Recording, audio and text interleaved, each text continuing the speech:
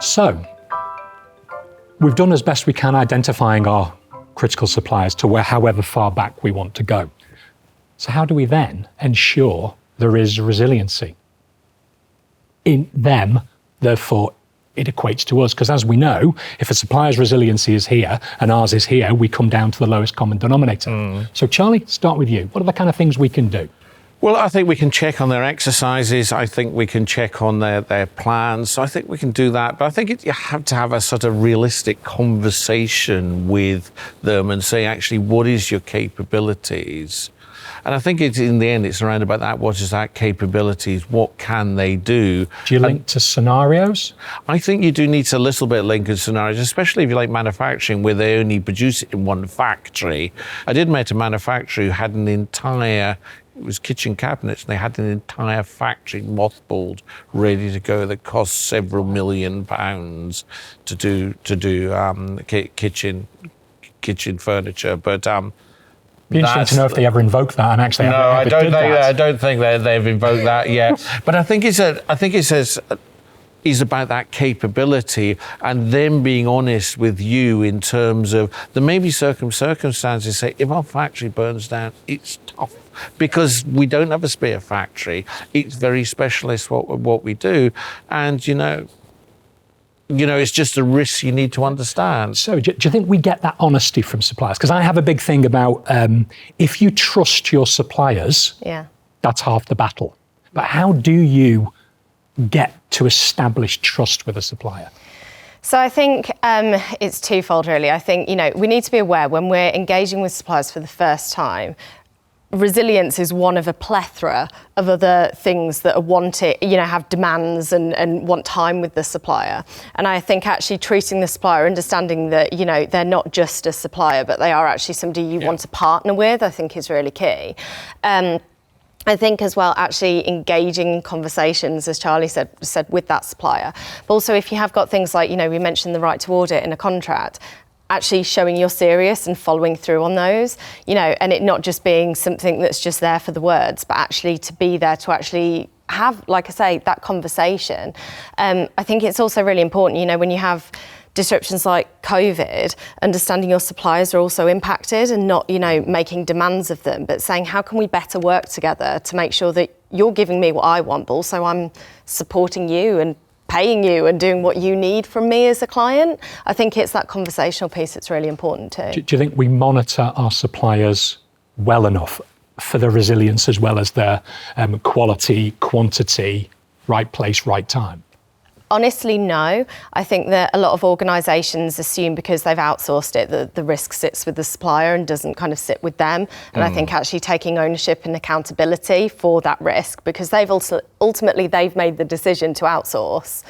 You need to make sure that you are then, like I say, accountable for that risk. Do you think technology, David, can help with that end to end? I think there's technology out there that will help you map supply chains and do geopolitical risk and that type of thing. And that would help the procurement category managers to understand the network a bit more.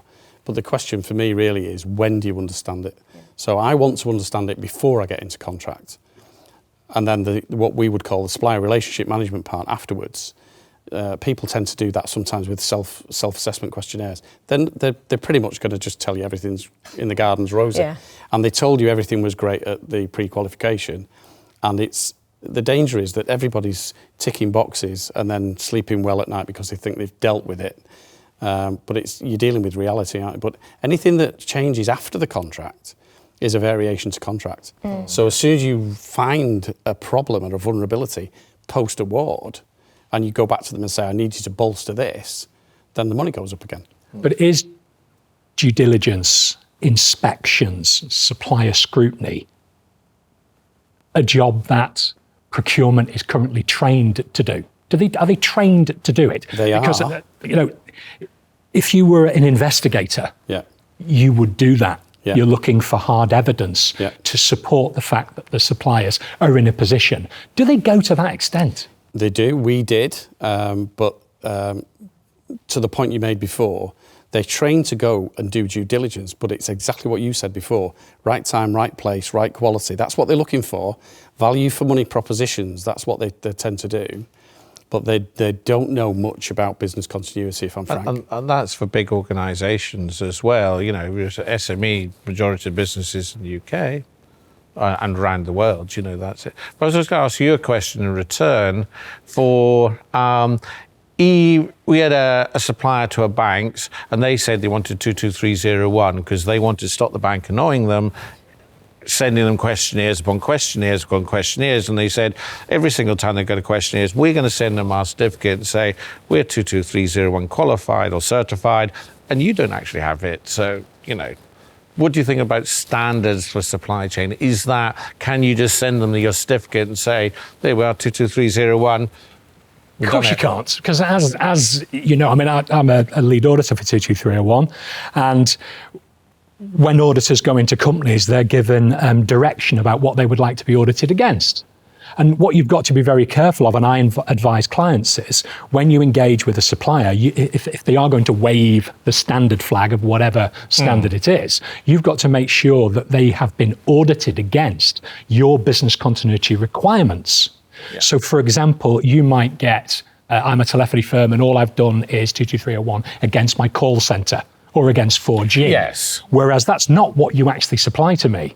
But if you have a certificate for the whole company... Well, yeah, but you've still got to do your own due diligence on top of that. Yeah. And as David mentioned before, I don't ask for plans. I ask for policy, which tells me what they intended to do. Yeah. I ask for programme, which tells me how they were going to do it. Mm-hmm. And then I deep dive into various aspects. But quite often I've received a business continuity plan and I look at it and I have no idea what that's trying to recover because I haven't got the technical knowledge to do it. That is an excellent point. That's the key point. I've said to people, how many of you are capable in the world of us alleged experts of reading somebody else's plan and knowing it's fit for purpose? And you're not, because you don't know what's gone before it. Yeah.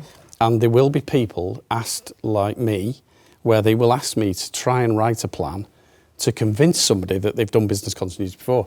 I've had a client who said, please come in and help us. We've got somebody comes to do a due diligence visit. We've committed to 99% recovery within 12 hours. And before we did this tender, we'd never even heard of business continuity, but they committed to it. And now they wanted somebody to come in and make it look like they did it. And I hear that so many times. Yeah. It's caveat emptor, isn't it? It's buyer beware. It's you. If you agree with the documents that have come in and you take them on face value, then it's your fault if it goes wrong because you've not done the correct level of due diligence. But taking Charlie's point, you can't do that for everything. So the list of priority suppliers has to start small. It has to be true priority suppliers that would actually stop your business performing at that point. Start small, try and embed it. But the thing we don't do is we don't sell it to procurement as value added. If we could present business continuity to procurement people and they perceived it as value added, they would build that into the contracts. As long as the cost was right. Absolutely. The bottom line is resilience is a fabulous idea and everybody wants it. Are they prepared to pay for it? Yeah. But I think that as the world gets more volatile, and I think, you know, the world is changing at the moment, I think that is going to have to be, because I think your USP to your customers is to say, actually, it may cost a little bit more, but we're actually here today and here tomorrow. So you can use it as an opportunity to say, actually, we are resilient. So, you know, we may not be the cheapest now, because we're not using just in time. We have a stock, we have all those things that are anti-just in time, but we're more resilient in the end. So, but I don't think you should overlook, you know, like the one-man bands who maybe don't have business continuity, who might be niche and brilliant in what they do, but maybe they can't evidence a plan because they've not, you know, been around long enough to write one or survive a disruption.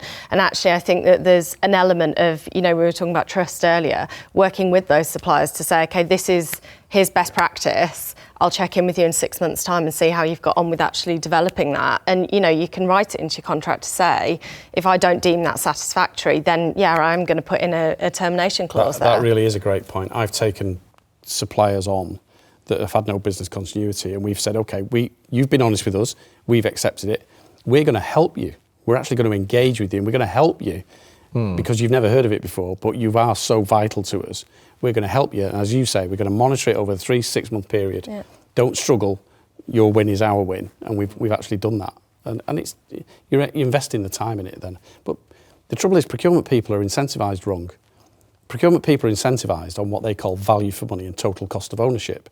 In real English, that means make a saving. Yeah. So, but they're not incentivised on making a resilient contract.